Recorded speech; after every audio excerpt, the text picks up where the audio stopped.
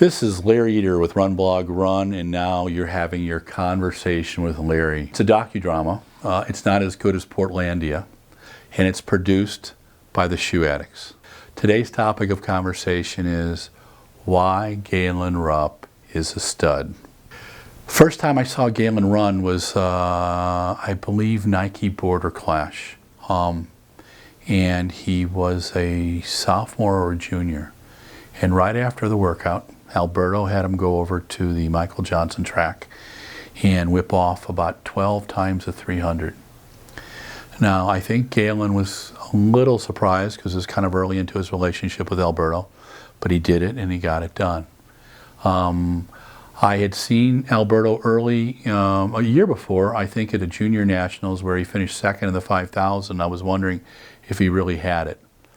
But through his relationship with Alberto over the last, oh my gosh, since his sophomore year, it's probably 12 years now, I think he's learned a lot. It's a relationship that often gets criticized, but I think it's because people don't really understand or appreciate what goes on between a coach and an athlete. It's a very intimate relationship, and a successful one is difficult.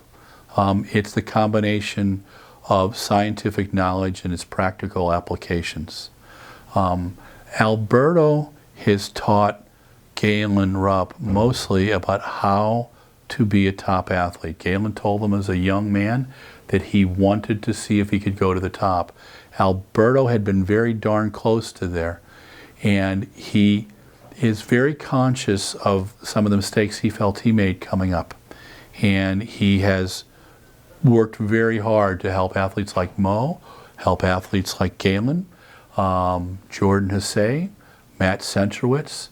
Some of them are successful with, some of it it's not.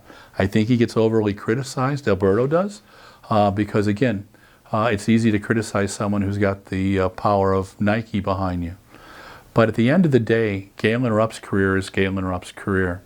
I've seen all 8 of his 10,000 meter wins. I was fortunate enough to be in the stadium in London when he won the silver medal 4 years earlier than I thought he would. But Galen has the moxie and the guts to put it all on the line. And yesterday, or on day one in Eugene, and it was god-awfully hot.